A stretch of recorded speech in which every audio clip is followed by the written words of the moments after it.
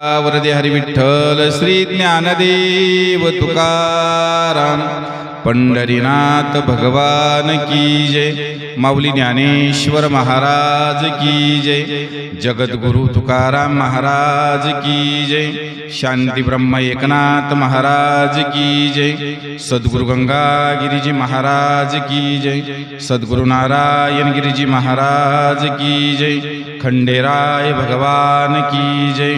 बोलो भाई सब साधु संतन की जय। सावता महाराज की जय। अंगीकार ज्यांचा केला नारायणे,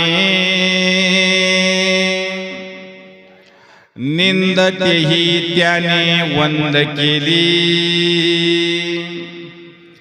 आजा मेळबिल्ली तारिली कुंटिनी, प्रत्यक्ष पुराणी वंद केली। ब्रह्महत्या राशी पातके अपार, तो वाल्मिक किंकर वंद केला। आजा मेळबिल्ली तारिली कुंटिनी, प्रत्यक्ष पुराणी वंद केली। तुका म्हणे येथे भजन प्रमाण, काय थोरपण जाळावे ते। आजा मेळबिल्ली तारिली कुंडिनी, प्रत्यक्ष पुराणी वंद केली। नमामि सद्गुरुं शांतं सच्चिदानंद विग्रहं, पूर्ण ब्रह्म परानंदम ईश आनंदी वल्लभम। नमो सद्गुरु तुकया ज्ञान दीपा, नमो सद्गुरु सच्चिदानंद रूपा।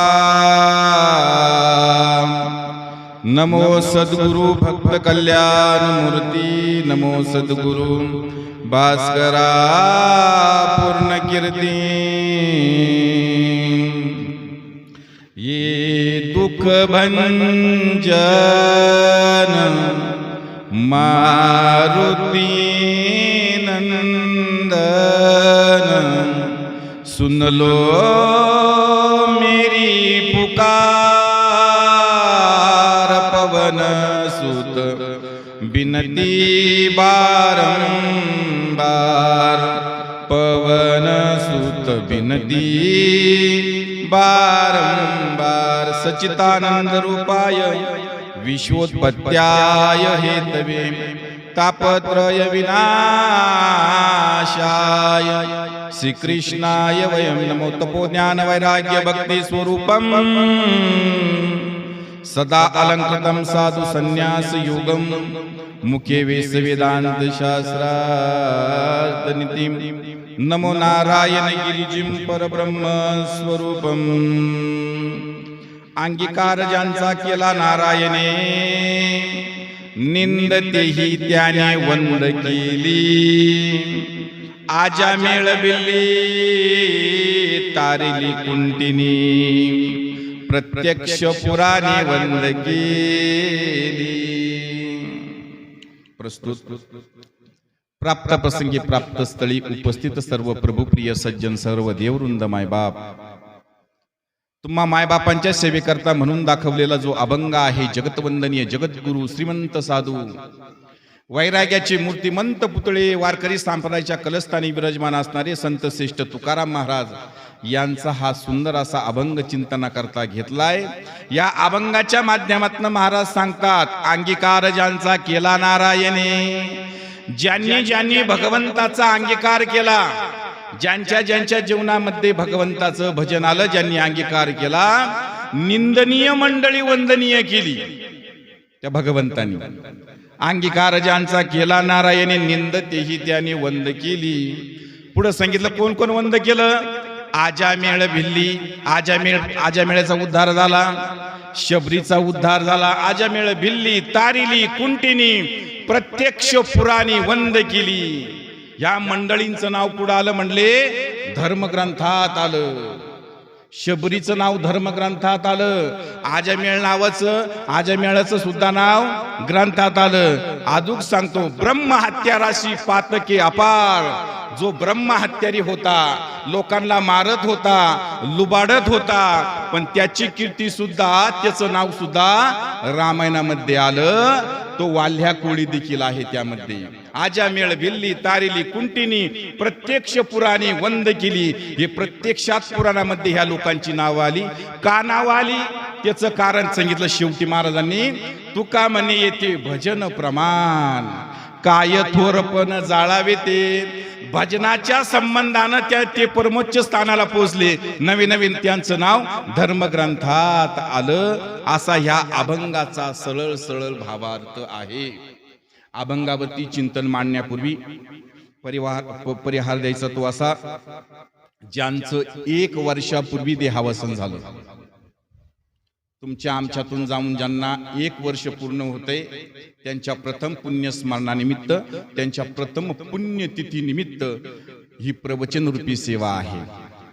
कैलासवासी भाऊसिंग धुंडीबा मोरे यांना आपल्यातून जाऊन 1 वर्ष पूर्ण होते. त्यांच्या पुण्यस्मरणानिमित्त ही प्रवचन रूपी सेवा आहे, भगवंताची सेवा आहे. बाबांच्या पश्चात त्यांचा परिवार आहे. शांताराम भाऊसिंग मोरे मुलगा आहेत, विजय भाऊसिंग मोरे मुलगा, राजेंद्र भाऊसिंग मोरे मुलगा, सुनीता चांगदेव पवार मुलगी, नीता संजय पवार मुलगी, आनंदा धुंडीबा मोरे भाऊ, नाना बापू मोरे पुतणी, अण्णासाहेब विठ्ठल जेजूरकर मेहुणे, समस्त मोरे परिवार आणि मोरे परिवारावरती प्रेम करणारी त्यांची सर्व आप्तेष्ट नातलग सगळे सोयरे या ठिकाणी उपस्थित आहे.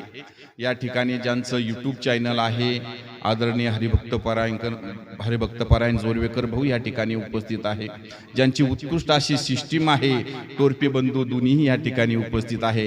आदरणीय हरिभक्त पारायण या ठिकाणी उपस्थित आहे, पारमार्थिक आहे. तसं पाहायला गेलं तर भारतीय संस्कृतीमध्ये विचार जर केला, मृत्यूपासून तर 1 वर्षापर्यंत आपण गेलेल्या जीवाची काळजी करतो. बाबा आपल्यातनं 1 वर्षापूर्वी गेले आणि 1 वर्षापूर्वी गेले तेव्हापासून तर आतापर्यंत आपण बाबांची काळजी केली. भारतीय संस्कृती किती श्रेष्ठ आहे बघा.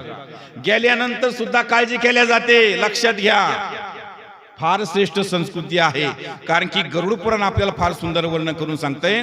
गरुड पुराण सांगतंय, थोडस व्यापक बोलतो. गरुड पुराण आपल्याला सांगतंय, कमीत कमी तो जीव 1 वर्षापर्यंत प्रवास करत असतो.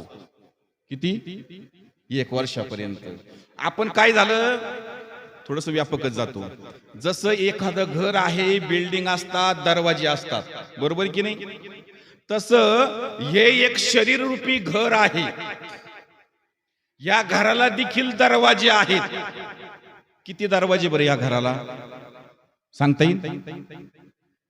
व्यापक ऐका थोडस. बंगला अजब बनाया बे, अंदर नारायण सोए. इस बंगले को 10 दरवाजे, बीच में पवन का खंबा. आवत जावत कोई नहीं देखे, यही बड़ा चंबा. बंगला अजब बनाया बे, अंदर नारायण सोया. ऐका, या बंगल्याला एकंदरीत 10 दरवाजे. थोडासा 1 वर्षापूर्वीचा आपल्या बाबांचा विचार करा तुम्ही.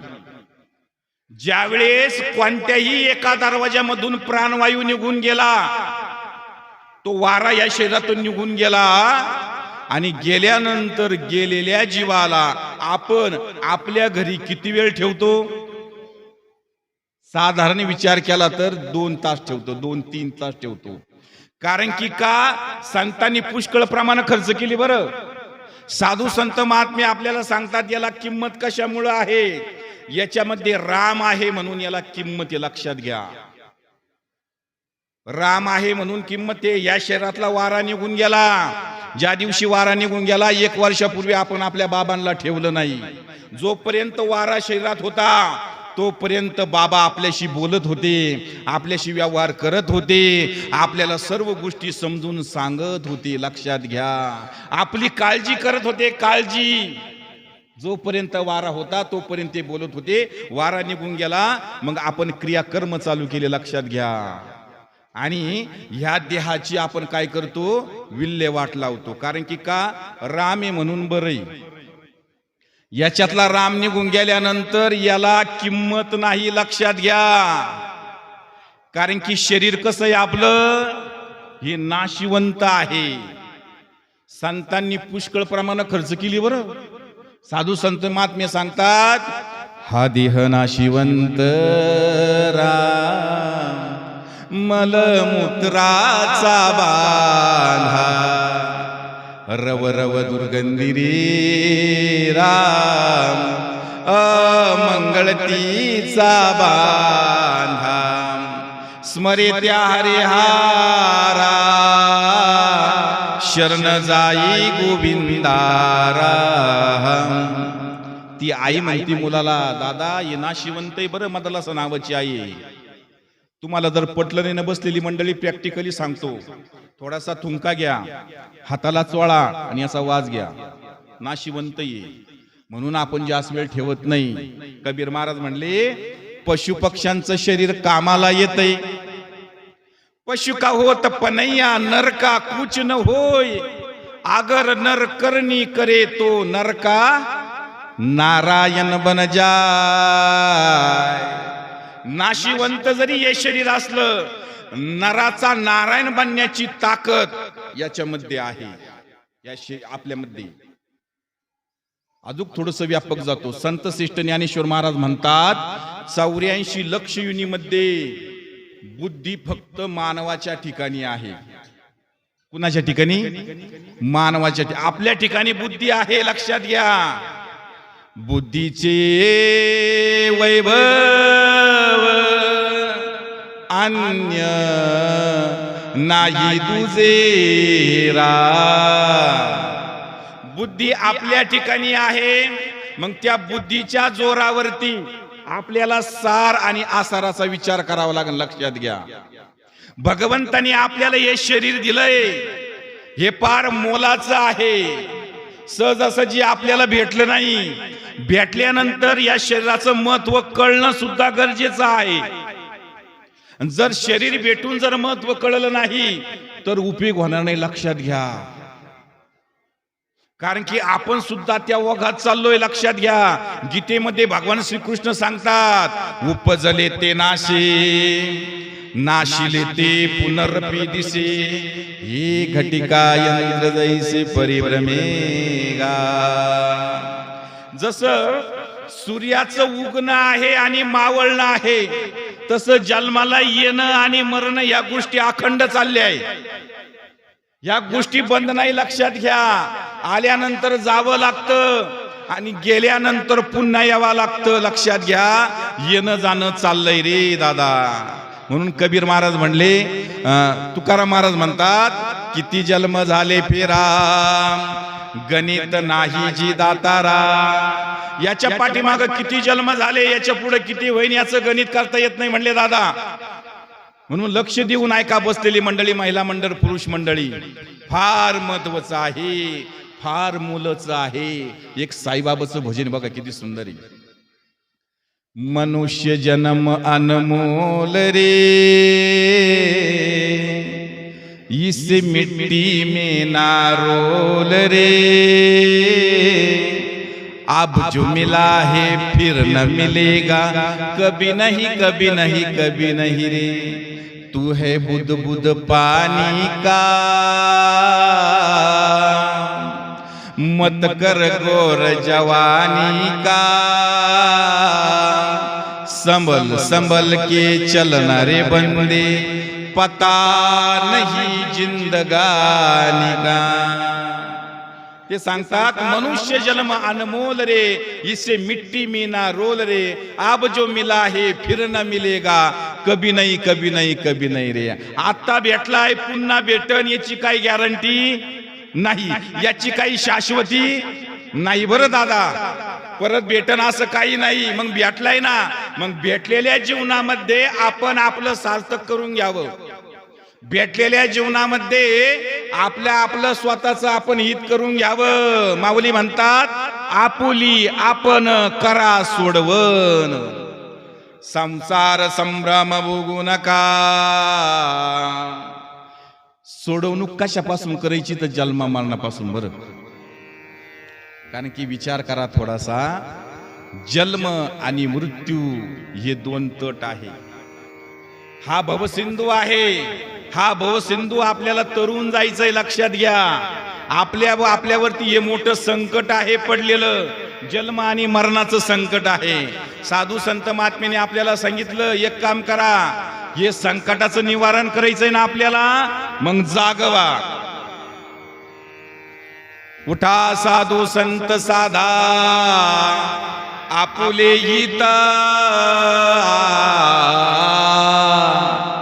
जाईल हा नरदेह मग कैसा भगवंत.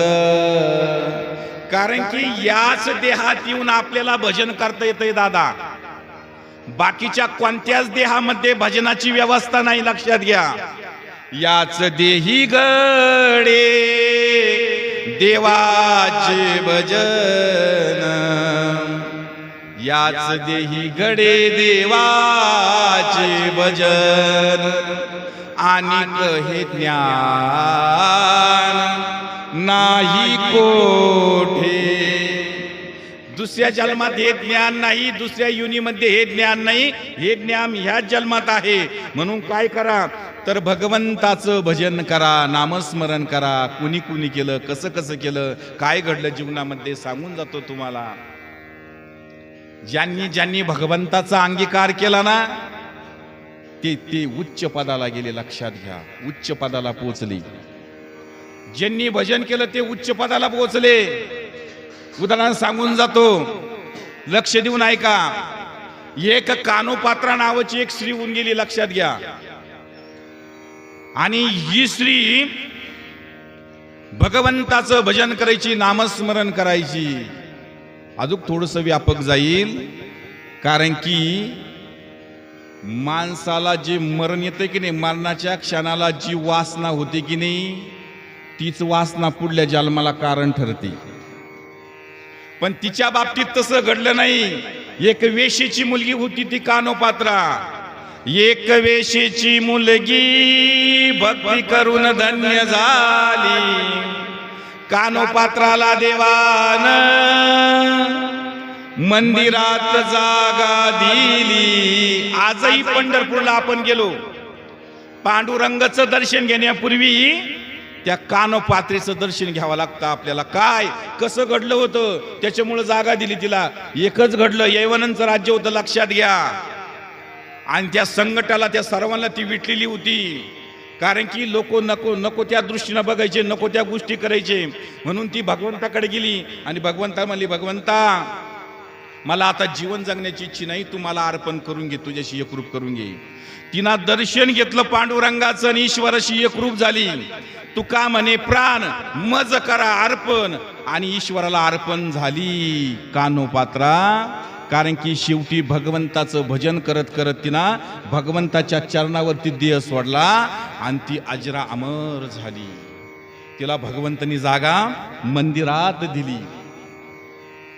म्हणून आपण सुद्धा देह सोडताना, आपला देह सोडताना आपल्याला भगवंताची वासना झाली पाहिजे, त्या परमात्म्याची वासना झाली पाहिजे. लक्षात घ्या, भगवंताचं भजन आपल्या मुखातून घडलं पाहिजे.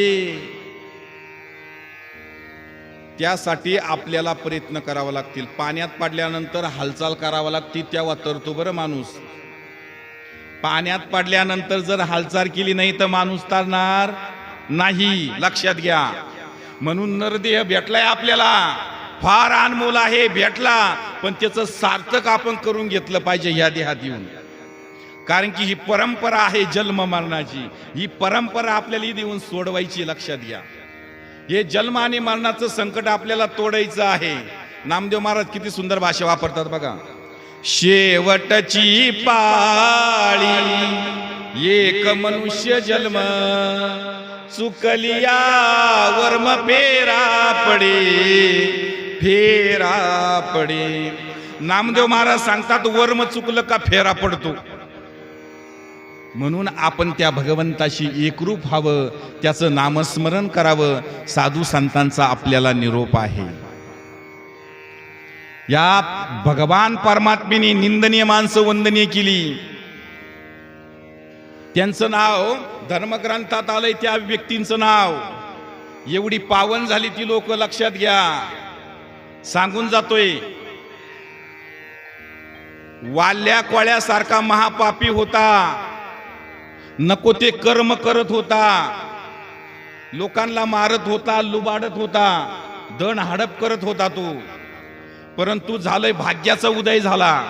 आणि भाग्याचा उदय झाल्यानंतर साधू जीवनात येतो. आपल्या भाग्याचा उदय ते हे जोडी संत पाय, किंवा पुण्य फळले बहुत दिसा. भाग्य उदयाचा ठसा झालो सन्मुख तो कैसा. संत चरण पावलो आजी फिटले माझी कुडी. बहुत जन्माची साकडी. वाल्या कोळ्याच्या जीवनामध्ये नारद मुनी आले. तसं आपल्या जीवनात सुद्धा साधू यावा. बरं, आपल्या जीवनात सुद्धा संत यावा. आणि साधू संत आपल्या जीवनात जर आले तर आपला उद्धार होतो. लक्षात घ्या. तसं नारद मुनी त्या वाल्या कोळ्याच्या जीवनामध्ये आले. आणि नारद मुनी म्हटले, दादा हे करतोय ना तू, हे चुकीचं करतोय. मारणं, धन लुबाडणं, नको ते कर्म करणं, हे चुकीचं करतोय. बरं तू करतो ठीक, परंतु तुला सांगून जातो दादा, कर्माची गती अशी आहे, कर्म कुणाला सोडित नाही आणि तुला देखील सोडणार नाही. हिशोब कर्माचा होतो. बरं, म्हणून कर्माने कोणाला सोडलं नाही. कर्माने रामाला सोडलं नाही, कर्माने कृष्णाला सोडलं नाही, आणि कर्म आपल्याला सोडणार नाही. हे करणं तुझं चुकीचं आहे. बरं, एवढं करून ही सर्व मंडळी जी आहे ज्यांच्यासाठी तू करतोय, ती सर्व तुझ्या पापामध्ये वाटेकरी आहेत का? आणि पापामध्ये जर वाटेकरी असेल तर मग ठीक आहे. मग तो म्हणतो, वाल्या कोळी म्हणतो, ज्यांच्यासाठी मी करतो की नाही, अख्खा आयुष्य त्यांच्यासाठी घातलं, ती मंडळी माझ्यामध्ये वाटेकरी असतीलच, साहजिकच आहे. करणं माझं त्यांच्यासाठी ना, त्यांच्यासाठीच करतो ना. एवढा ओहा पोहा रात्रंदिवस मी जे राबतोय हे त्यांच्यासाठीच राबतोय. साहजिकच म्हणले ते माझ्या पापामध्ये वाटेकरी असतील किंवा होतील. नारद मुनी त्याला म्हटले, तुला वाटतंय ना हे सर्व माझ्या पापात वाटेकरी आहे, मग घरी जा. घरी जाऊन विचारून तोपर्यंत मी इथंच थांबतो. आणि तो वाल्या कोळी घरी जातो. बघा, घरी गेल्यानंतर स्वतःच्या पत्नीला विचारतो, आजवर जेवढं काही मी कर्म केलं, एवढं जे काही धन आणलं, त्या धन आणलं तुम्हाला दिलं, या सर्व गोष्टी केल्या तुमच्या संबंधाने मी केल्या, त्याच्यामध्ये तुम्ही वाटेकरी आहात का? तिचं उत्तर ऐका बसलेली मंडळी.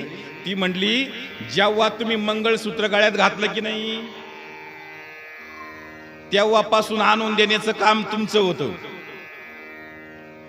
मग तुम्ही कोणत्या मार्गाने आणलं, कसं केलं, आम्ही त्याच्यात वाटेकरी नाही. असं म्हटल्यानंतर जागरूक झाला. म्हटले, आजवर जे जीवन जगलो मी, माझं घरदार, बायका, मुलं यांच्यासाठी मी जीवन जगलो, हाडाची काढ, रक्ताचं पाणी केलं, राबलो. पण आज माझ्या लक्षात आलं, आज काही कुणीच माझ्या पापात वाटेकरी नाही. नाथबाबांनी त्याच्या आधी सांगितलं, नाही रे,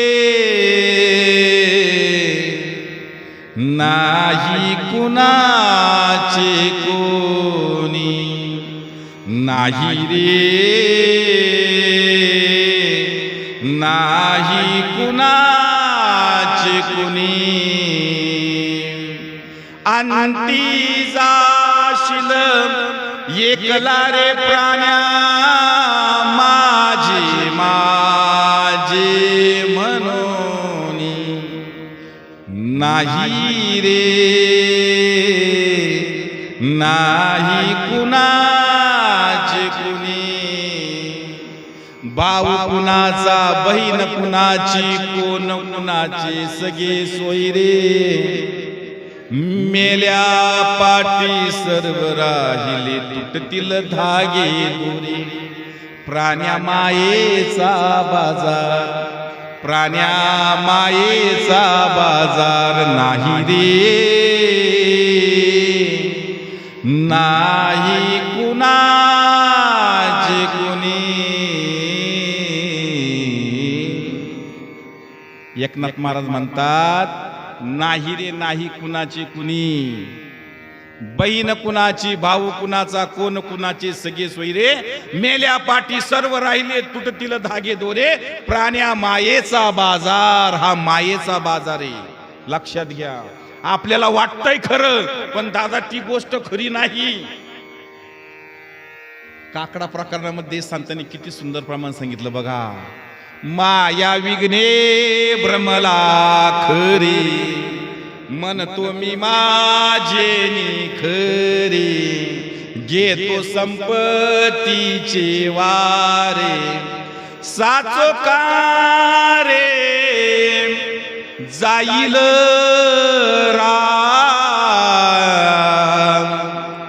कोण कोण जाईल लक्षात घ्या धनदारा पुत्र जन बंधू सोय रे पिशून सर्वा मिथ्या हे जाणून शरणरी गा देवासी राम काय व्यापक प्रमाणे संत मंडळी म्हटले हा सर्व मायेचा बाजार आहे आपल्याला खरं वाटतंय पण ते खरं नाही वाटतंय खरं पण ते खरं नाही ना मायेच्या संबंधाने आपण भुललो लक्षात घ्या मी आणि माझं म्हणतो काय आपलं हे तरी आपलं आहे का आणि आपलं जर असतं तर आपण बाबांना जाऊन दिलं असतं की 1 वर्षापूर्वी आपलं हे नाही संतांनी प्रमाण खर्च केले लक्ष देऊन ऐका संत श्रेष्ठ तुकाराम महाराज म्हणले देह हे काळाचे धन कुबेराचे येते मनुष्याचे काय आहे काय आहे देह हा काळाच्या स्वाधीनी हे धन कुबेरच आहे मग आपलं काय आपलं काहीच नाही लक्षात घ्या तरी म्हणतो माझं माझं अरे आपलं शरीर आपल्या स्वाधीन नाही आपल्या स्वाधीन असतं आपलं असतं तर भाऊ आपण याला म्हातारा होऊन दिलं नसतं हाय आपल्या हातात अजून थोडस पुढे जा जन्म आणि मरण सुद्धा आपल्या स्वाधीन नाही ते भगवंताच्या स्वाधीनी माऊली ज्ञानेश्वरी मध्ये प्रमाणासहित सांगतात देहाची गावालिया जन्म मृत्यूच्या सोहळिया नाम नो नये धनंजया जिया परी काल लाटी जी लिहिले ते न मोडे गा काही केले काळे गोरे पण धुतले फिटोनीने संत श्रेष्ठ ज्ञानेश्वर महाराज आपल्याला सांगतात देहरूपी गावाला आल्यानंतर प्रत्येकाचे 2 सोहळे होणार म्हणले दादा बाळ जन्माला आला की नाही पहिला सोहळा होतो जन्माचा आणि दुसरा सोहळा होतो मरणाचा प्रत्येकाच्या 2 पत्रिका तयार होणार लक्षात घ्या बाबांची ही दुसरी पत्रिका आहे शेवटची पत्रिका आहे याच्या आधी जन्माला आल्यानंतर पहिली पत्रिका तयार होती कोणती कळविण्यास अत्यंत आनंद वाटतो की ही पहिली पत्रिका आहे आपल्या जीवनातली आणि दुसरी कळविण्यास अत्यंत वाईट वाटते की ही दुसरी पत्रिका आहे प्रत्येकाच्या जीवनामध्ये हे 2 सोहळे होणारे म्हणून जन्म आणि मृत्यू हे सूत्र काय आपल्या स्वाधीन नाही ते भगवंताच्या स्वाधीन म्हणून सांगून जाईन हे कलियुग आता हे कलियुग हे माणसाचं जीवन अल्प आहे आता असं आपण समजायचंच नाही की आम्ही एवढ्या वर्षी जीवन जगू ते जीवन जगले त्या काळात तसं होतंय दादा राहणं तसं होतं, खाणं तसं होतं, सर्व गोष्टी तशा होत्या त्या काळामध्ये. म्हणून बाबा तरी साधारण 80 वर्ष जीवन जगले असतील, 90 वर्ष जीवन जगले म्हणे, 84-90 वर्ष जीवन जगले. तशी बळकट होती. आता विचार करा, आता एवढे दिवस आपण जीवन जगू शकत नाही का? कारण की खाणं तसं राहिलं नाही दादा, सारं केमिकल युक्त आहे, एक तर अल्प आहे. लक्षात घ्या, अल्प आहे. पुढं पुढं त्या गरुड पुराणामध्ये असं सांगितलं, टोरपे भाऊ, पुढं पुढं माणसं फक्त 30 वर्ष जीवन जगतील. 30 वर्ष आता तरी जगतात, 50, 60, 70 ची रेंज आहे आता सध्या. अल्प झालेलं आहे. क्षणात काय होईल सांगता येत नाही. लक्षात घ्या, क्षणात तुम्ही कल्पना सुद्धा करू शकत नाही.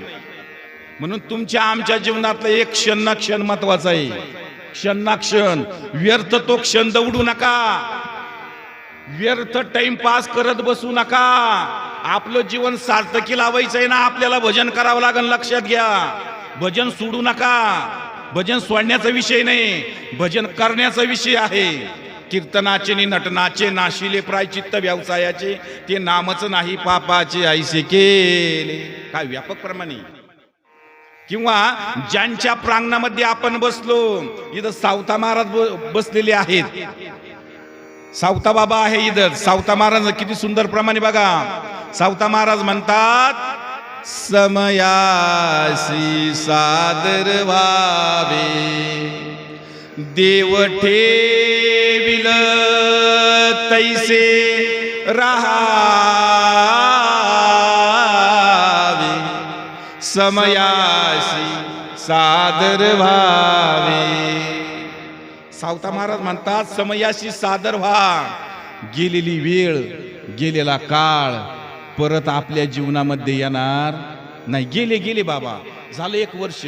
आपल्याला असं वाटत असन, भास होत असतील आपल्याला बाबांच्या संबंधाने, आपल्या वडिलांच्या संबंधाने. मोरे परिवार लक्षात घ्या, कारण की जगाच्या पाठीवर हे 2 दैवत आपल्यावर फार उपकार करतात. हो, जगाच्या पाठीवर म्हणतो सगळ्यात श्रेष्ठ दैवत ही आपली आई आणि दुसरे वडील. स्वतःसाठी काहीच करत नाही. त्यांचं जे करणं असतं, त्यांचं जे वागणं असतं, ते सर्व आपल्या मुलाबाळांसाठी असतं. बाप करी जोडी राम, लेकुराची ओढी, आपुली कुरवंडी वाळवो, वाळवो निराम, वाळवो नी. काय व्यापक प्रमाणे. तुकाराम महाराज म्हणले, बाप आयुष्यभर लेकरा बाळांची काळजी करतो, आई आयुष्यभर लेकरा बाळांची काळजी करते. म्हणून सगळ्यात आधी श्रेष्ठ दैवत आपले कोण असेल तर एक आई आणि दुसरे वडील. कारण की आपला आधार म्हणजे आपला बाप असतो. आपल्या मागे ढाल बनवून राहणारा बाप असतो. कोणताही प्रसंग असू द्या, त्या प्रसंगाला तोंड देणारा तो बाप असतो. काही करायची तयारी असती. पैसे नसेल तर व्याजाने घेईन, उसने पासने करीन, पण त्या मुलाबाळांच्या सर्व इच्छा पूर्ण करणारा तो बाप असतो. आयुष्यभर जीवन जगतो आपल्या लेकरा बाळांसाठी, पण लेकरा बाळांसमोर त्याला रडता सुद्धा येत नाही.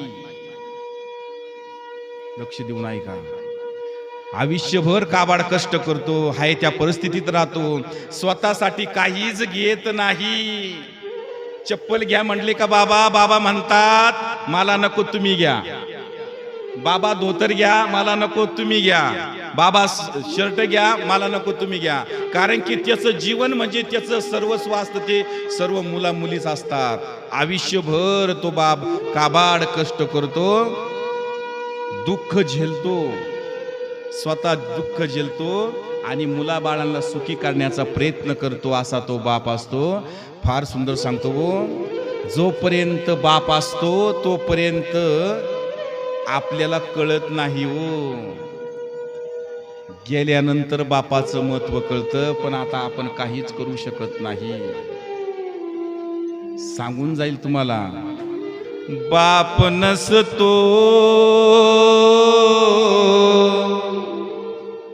कुणाच्या द्यानी मनी राम, बाप माझा वेदनांचा धनी, बाप नसतो कुणाच्या द्यानी मनी राम, बाप माझा वेदनांचा धनी, आई मायेचा सागर ही गोष्ट आहे खरी, परी दुर्लक्षित बापाची ही व्यथा ना कोणी जाणी, बाप नसतो कुणाच्या द्यानी मनी राम, बाप माझा वेदनांचा धनी, माझ्या डोळ्यातील अस्व कुणी मायेन पुसताना, उरी दाटतो या हुंदका, गोष्ट बापाची सांगताना, त्याच्या फाटक्या सदऱ्याल्या किती ठिकाळ जोडलेलं, उभ्या आयुष्याला त्यानं किती कातार लावलेलं, मला कस तरी होत या कुणी बाबा म्हणताना, उरी दाटतो या हुंदका, गोष्ट बापाची सांगताना. बापाच्या जीवावर आपण काही करत असतो, बापाच्या जीवावरती आपण जीवन जगत असतो. बाप आपल्याला आयुष्यभर सहाय्य करणारा असतो, लक्षात घ्या. म्हणून सगळ्यात श्रेष्ठ दैवत जगाच्या पाठीवर कोणते असेल तर पहिले आहे आई आणि दुसरे आहे वडील. हे सगळ्यात श्रेष्ठ दैवत. एकदा ते गेल्यानंतर त्यांच्यासारखी कृपा करणारा जगात देवच नाही, लक्षात घ्या. बरी हे देव असे शेवटच्या श्वासापर्यंत म्हणतोय मी, शेवटच्या श्वासापर्यंत काळजी करतात, शेवटच्या श्वासापर्यंत. असं दैवत आहे का कुठं? ते आई बाप सोडलं तर नाही. बरं, अरे मरणाच्या दारात जरी आले तरी पण काळजी करतात. दादा काय करतोय, दादा कुठं आहे, सांगून जातो महाराज. संत मंडळी त्या संबंधाने आपल्या संग फार सुंदर बोलतात. संत मंडळी सांगतात हे दोन दैवत आहे तोपर्यंत ह्या दोन दैवतांना आपण समळलं पाहिजे, या दोन दैवतांकडे आपण लक्ष दिलं पाहिजे. या ठिकाणी मोरे परिवाराच्या संबंधाने महादू पुंजा मोरे भाऊ, शहादू पुंजा मोरे भाऊ, साकरू पूजा मोरे भाऊ, हे सर्व मोरे परिवारावरती प्रेम करणारे त्यांची सर्व आप्तेष्ट नातलग सगळे सोयरे या ठिकाणी उपस्थित आहे. मोरे परिवार मोठा परिवार आहे, लक्षात घ्या. म्हणून जीवनामध्ये आपल्याला जर आपला शेवट गोड करायचा असेल, शेवट गोड व्हावा असं जर आपल्याला वाटत असेल ना, आपल्याला भगवंताच्या भजनाशिवाय पर्याय नाही. कारण की भजनाच्या संबंधानं शेवट गोड होतो. बरं, तसा काही गोड होत नाही दादा. शेवट तो बला माझा बहु गोड झाला, आलो निजाच्या माहेरा. अजून थोडंसं बोल पुढे जाऊन. याजसाठी केला होता अट्टहास, शेवटचा दिस गोड व्हावा. आयुष्यभर प्रयत्न केले, आयुष्यभर अट्टहास केला, तेव्हा माझा शेवट गोड झाला. जगद्गुरु तुकाराम महाराज सांगतात, लक्ष द्या. प्रयत्नवादी पाहिजे, आपल्याला प्रयत्न करावा लागेल. नाथ बाबा म्हटले प्रयत्न करा म्हणजे काय करा, कोणतीही अवस्था असू द्या, कोणतंही काम करा, पण तुम्ही भगवंताला विसरू नका. उठता बसता खाता पिता त्या भगवंताचं भजन करा म्हणले. ज्या मंदिरात बसलो की नाही त्यांची अवस्था बघा. कांदा मुळा भाजी, कांदा मुळा भाजी, कांदा मुळा भाजी, अवघी विठाबाई माझी, लसूण मिरची कोथंबिरी, अवघा झाला माझा हरी. एक स्त्री होऊन गेली बघा, तिचं नाव होतं जनाबाई. जनाबाई गावऱ्या थापताना सुद्धा कोणाचं भजन करायची, त्या पांडुरंगाचं भजन करायची, त्याला आळवायची ती. सुंदर माझे जाते गे फिरते बहुते गे, ओव्या गाऊ कौतुके तू ये रे बा विठला. भगवंताचं भजन करायची. ज्यांनी ज्यांनी केलंय त्यांचं नाव धर्मग्रंथात आलं. एक उदाहरण सांगितलं मी तुम्हाला. वाल्या कोळ्याचा वाल्मिक ऋषी होतोय. नारद मुनीने उपदेश केला, लटक्या संसारात अटकू नको, संसार लटकाय म्हणले, याच्यात तुला काही साध्य होणार नाही. मग एक काम कर, राम राम म्हण. आणि राम राम राम राम भगवंताचं भजन केलं. 12 वर्ष झाली, वारुळ साचलं. राम नामाने वाचा पिकली, वाचा पिकती. राम नामाने तिची वाचा पिकली. आणि वाचा पिकल्यानंतर सांगून जाईन, वाल्याचा कोण झाला, वाल्मिक ऋषी झाला. एक काळचा चोर होता, दरोडे टाकायचा, लोकांना मारायचा, पण आता कोण झाला, वाल्मिक ऋषी झाला. वाल्मिक ऋषी. अरे येऊ द्या ना बुरीला आंबट बोर. किती का आंबट बोर आहे ना बुरीला. बोर फक्त कलम करा. बोर कलम केली की नाही तिला कशी बोर येतील, गोडच बोर येतील. आता लक्षात घ्या. तसं पहिले त्याचे कर्म वेगळे होते.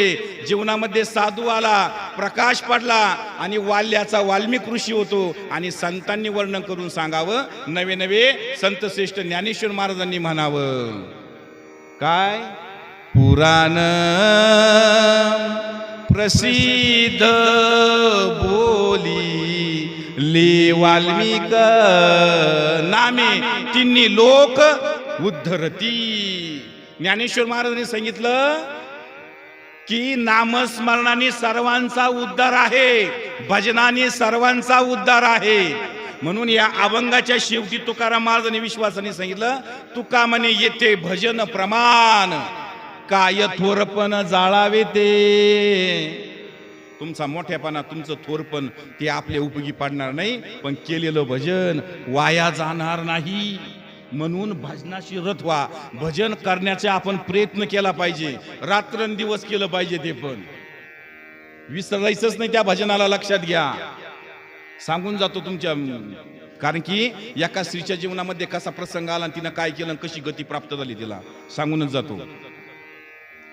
शबर नावाची मुलगी होती, ती शबरी. आणि ही शबरी उपवर झाली. उपवर झाल्यानंतर बापानी लग्नाचा विचार केला. आणि विचार केल्यानंतर पाहुणे मंडळी दुसऱ्या दिवशी येणार म्हणून आदल्या दिवशी काही मेंढरं आणली, दावणीला बांधली. दावणीला बांधल्यानंतर ही पहिल्यापासून विवेक बुद्धीची होती, विचार करणारी होती. माणसाने विचार करावा वेळीच. विचार केला तर भवसिंधू तरुण पार करता येतो, अन्यथा करता येत नाही. विचारा वाचुनी न पविजे समाधान. ती विचारलं बाबाला, बाबा म्हटले हे सर्व तुम्ही जे आणले, सर्व मेंढर आणले, म्हटले इथं बांधले, दावणीला बांधले. म्हणले हे कशासाठी आणले, का आणले. त्यावेळेस ते म्हटले उद्या तुला बघण्यासाठी पाहुणे येणार आहे, त्यांच्या संबंधानं हे मी आणले म्हटले, त्यांची मेजवानी म्हणून. आता ही विवेक बुद्धीची होती, ज्ञानवान होती. ती म्हटली याच्यातला आपल्यातला आणि मुंगीतला फरक आहे का काही. आपल्यातलं चैतन्य आणि मुंगीतलं चैतन्य वेगळं आहे का, एकच आहे. म्हणले मग लग्न माझं आहे, लग्न माझं करायचं हे मान्य आहे, परंतु लग्न जरी माझं करायचं तर या निष्पाप प्राण्यांचा जीव जाणार. माझ्या लग्नासाठी यांचा बळी द्यायचा, यांना मारायचं, हे काय तिला काय रुचलं पचलं नाही. विवेक बुद्धीची होती, ज्ञानवान होती ती म्हटली, तिनं थोडासा विचार केला. ती म्हटली, हे सर्व जे जीव आहेत की नाही आणलेले, हे सर्व वाचले पाहिजे. त्यासाठी काय करावं लागन, काय प्रयत्न करावा लागतील. तिनं विचार केला आणि विचारांती तिच्या लक्षात आलं, आपण घर सोडून जाणंच योग्य. तेव्हाच हे वाचतील. घरच्यांना कळलं ती घर सोडून गेली तर मग त्यांना काय मारल्या जाणार नाही, हा विचार तिच्या अंतःकरणात आला. आणि तिनं रात्रीच्या वेळी ती जंगलामध्ये पळून गेल्यानंतर तिचं तर वर्णन असं येतंय का, जिथं ते जंगलामध्ये मोठमोठे जनावर मिलेली होती की नाही, त्या ठिकाणी ती बसली. कारण की हा राजा होता, राजाने सर्व दूध पाठवली होती जंगलामध्ये, परंतु ती काय सापडली नाही. जिथं घाण असती तिकडं माणूस जात नाही, त्या घाणीच्या ठिकाणी तिनं जीवन काढलं. किती सुंदर प्रमाणे बघा तिचं. पाहून या झाडे वरमाडूनी पाला, खाऊन या देवा आळवावी. पाला वरमाडायची आणि ती ग्रहण करायची. तसं जीवन जगली बऱ्याच दिवस. आणि बरेच जीवन जगल्यानंतर राजाने 4-5 दिवस सर्वांना धाडलं, पाठवलं. नंतर स्वतःचे वडील सुद्धा विसरून गेले. आणि माणूस विसरतो बरं का, कालांतर काळापर्यंत, आणि विसरावंच लागतं. विसरून गेल्यानंतर शबरीला एक आश्रम दिसला.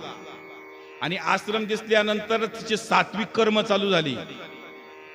आणि सात्विक कर्म म्हणजे काय करायची, ती शेण घ्यायची, ती कालवायची आणि त्या ऋषीच्या पर्णकुटी समोर सडामार्जन करायची, रांगोळी काढायची. तिचे सात्विक कर्म चालू झाले, चांगले कर्म तिचे चालू झाले.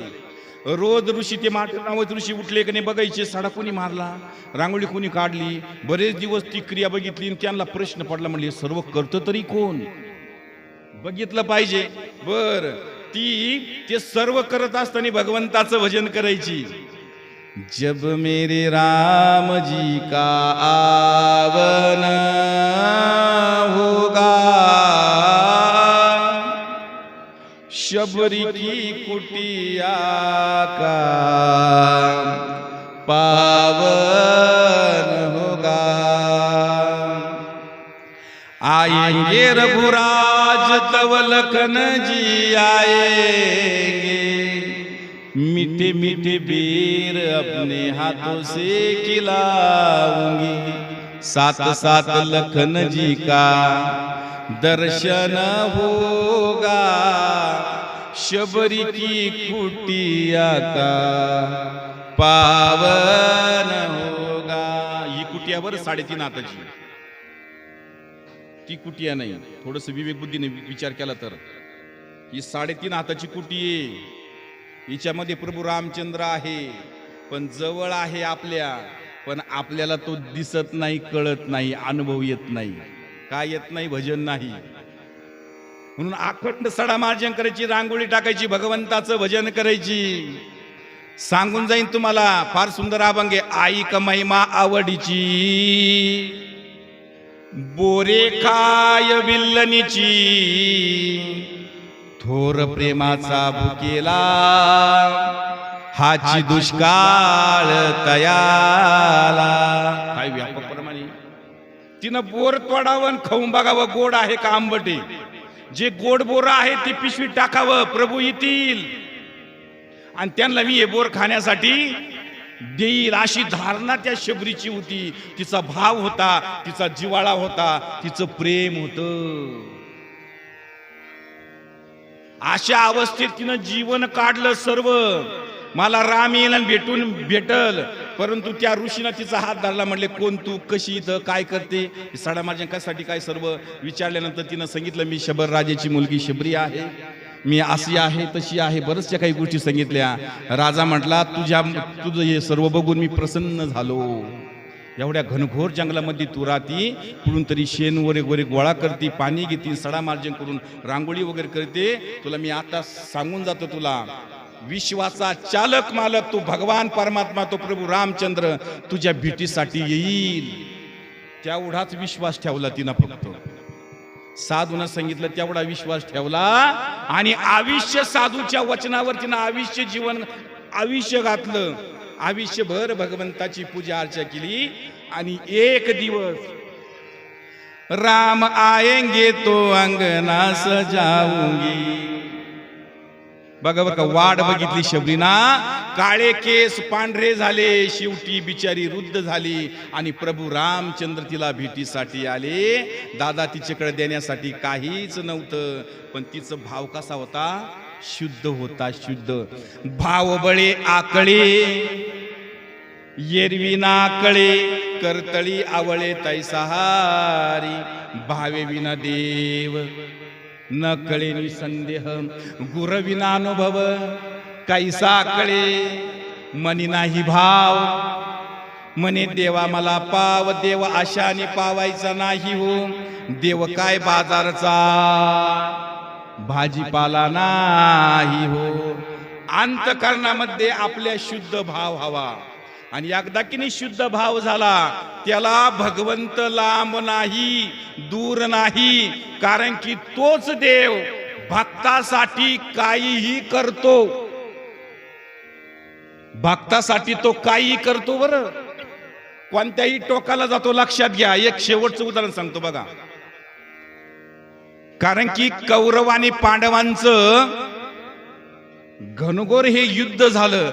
त्या युद्धामध्ये पांडवांना सहाय्य करणारा कोण होता? भगवान श्रीकृष्ण सहाय्य करणारा होता. कौरवाला सहाय्य केलं का? नाही. न सहाय्य करण्याचं कारण काय? कौरव भजन करीत नाही. कौरवांना भजन आवडत नाही. कळलं तर बघा, कौरवांना भजन आवडत नाही. भजन कोण करत होते? पांडव भजन करत होते. म्हणून संत श्रेष्ठ ज्ञानेश्वर महाराज त्या हरिपाठात किती सुंदर वर्णन करून सांगतात बघा. किती सुंदर सांगतात ज्ञानेश्वर महाराज. द्वारकेचा राणा पांडवा घरी, द्वारकेचा राणा. कौरव घरी का नाही? भजन नाही. जिथं भजन असतो की नाही तिथं भगवंत असतो. बरोबर. म्हणून कधी कधी संत मंडळी एवढी सुंदर अशी रचना केलेली आहे, आपण टाळी वाजवून भजन केलं पाहिजे. टाळी वाजवल्यानंतर अटॅक सुद्धा येणार नाही. अटॅक 72,000 नाड्यांचा उत्कर्ष होतो. अटॅक सुद्धा येणार नाही. दुर्दैव आपण टाळी सुद्धा वाजत नाही, मुखाने भजन सुद्धा करत नाही आपण. अरे आपण मानव म्हणून जन्माला आलोय, भजन करीत करीतच जन्माला आलोय, आणि भजन करीत करीतच आपल्याला जायचंय. लक्षात घ्या, परमोच्च स्थानाला पोहोचतो तो जीव जो भजन करीत करीत जातो की नाही. भजन करीत करीत जो देह सोडतो की नाही, तो जीव परमोच्च स्थानाला पडतो, मोक्ष प्रादाला जातो तो जीव. म्हणून आपल्या वळणी पडलं पाहिजे भजन.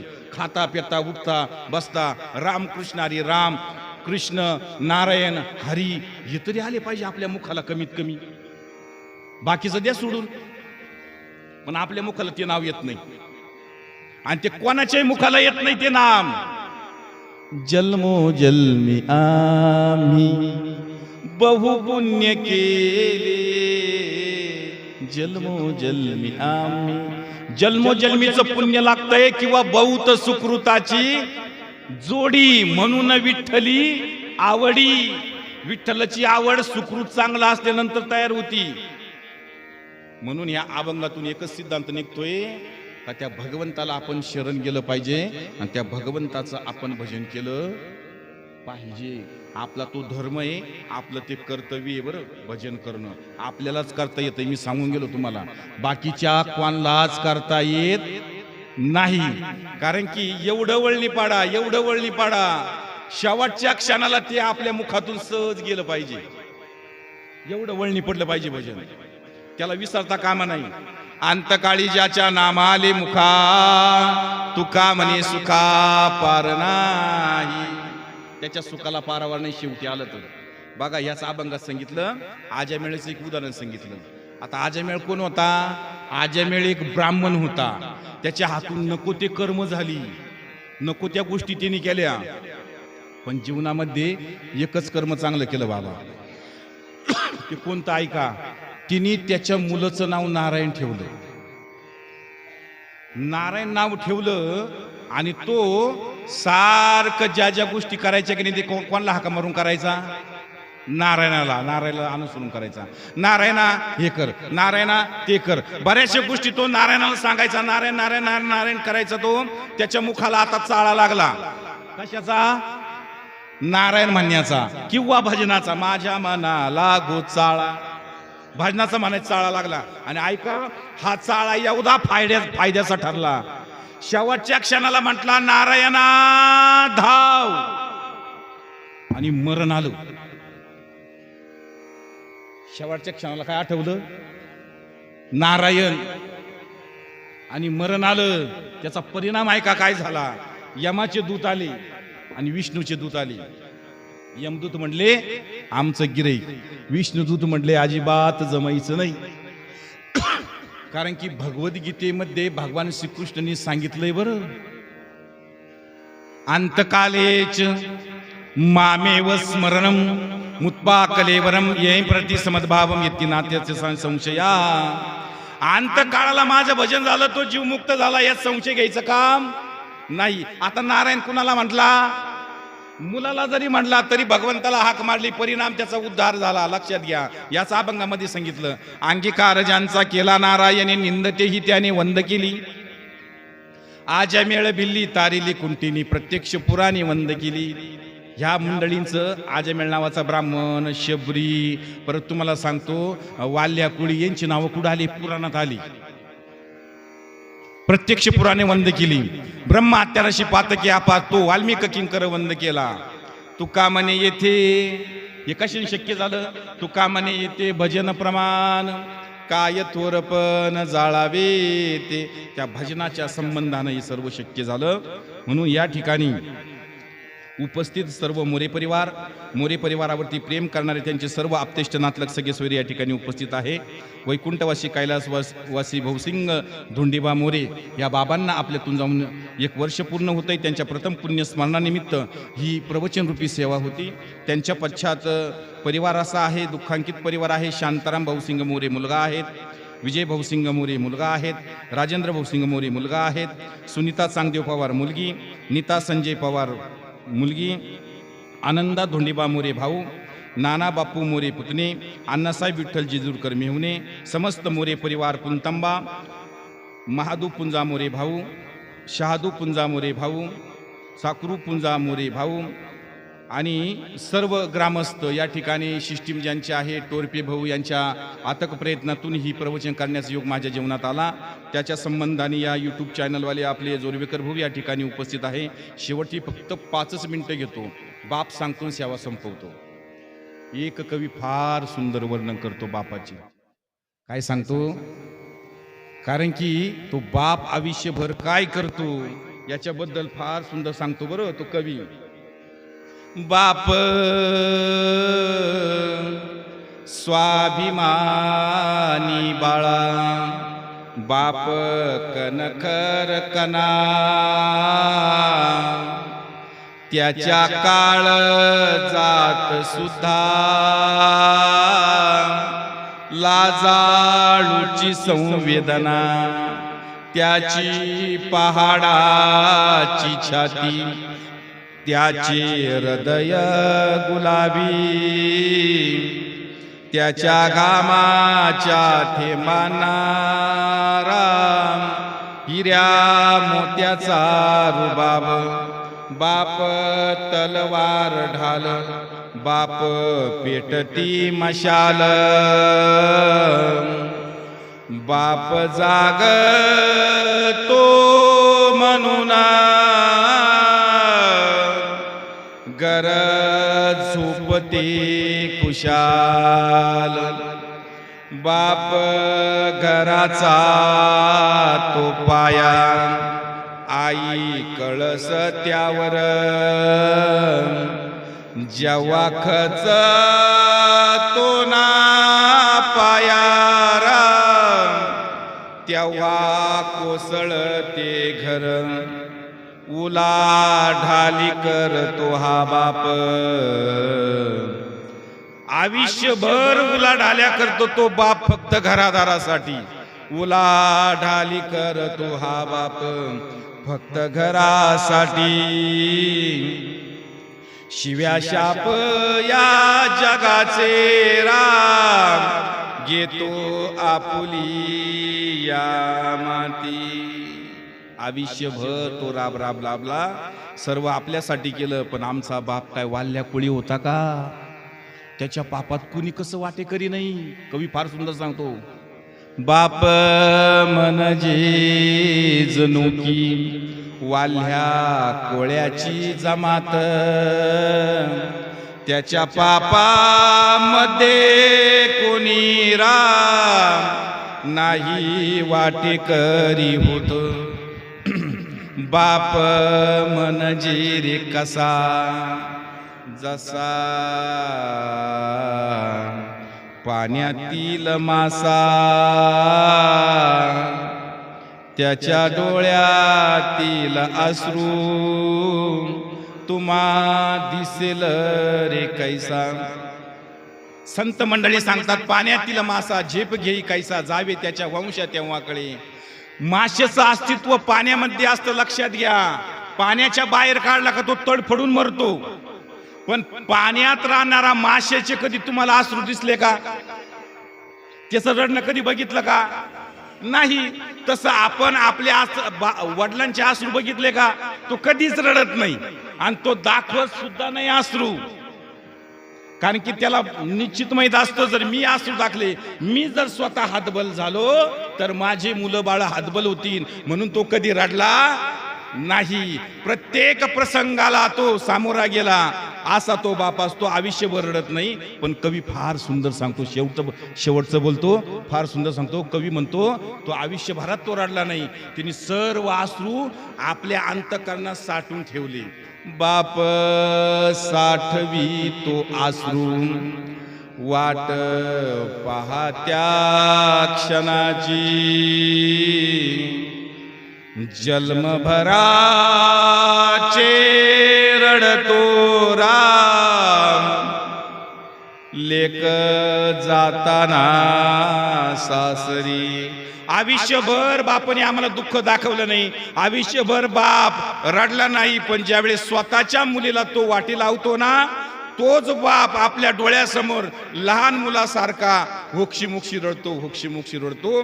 असा तो बाप असतो, असा तो बाप असतो. म्हणून गाड्या सांगून जाईन गाड्या, ज्याला डोळे नाही त्याला विचारा डोळ्याची किंमत, ज्याला हात नाही त्याला विचारा हाताची किंमत, ज्याला पाय नाही त्याला विचारा पायाची किंमत, ज्याला बाप नाही त्याला विचारा बापाची किंमत. कारण की आहे तोपर्यंतच आपण त्या बापाला नाहीला जपलं पाहिजे. बरं, फार सुंदर वर्णन करतात ते. म्हणून अशा बापाचं जाणं झालं. 1 वर्ष पूर्ण झालंय. या मोरे परिवाराने सुंदर असं या ठिकाणी नियोजन आयोजन केलं. सावता महाराजांचा सुंदर असा सभामंडप आहे. त्या ठिकाणी आपण जवळ 1-1.25 तास प्रवचनरूपी सेवा केली. या भगवंताला, त्या परमात्म्याला, मोरे परिवाराच्या वतीने सर्व उपस्थित असलेले मंडळी, तुमच्या वतीनं, माझ्या वतीनं, सर्वांच्या वतीनं त्या भगवंताला आपण प्रार्थना करू. हे भगवंता, हे परमेश्वरा, आमच्या दादाला तुझ्या चरणाशी जागा दे, एवढी सर्व मिळून आपण प्रार्थना करू आणि सेवेला पूर्ण विराम देऊ. झालेली सेवा तुम्हा मायबापाच्या संभवित सेवेला पूर्ण विराम. विठ्ठल विठ्ठल विठ्ठल विठ्ठल विठ्ठल विठ्ठल विठ्ठल पुंडलिकावरती हरी विठ्ठल. श्री ज्ञानदेव तुकाराम पंढरीनाथ भगवान की जय. माऊली ज्ञानेश्वर महाराज की जय. जगद्गुरु तुकाराम महाराज की जय. बोलो भाई सब साधु संतन की जय.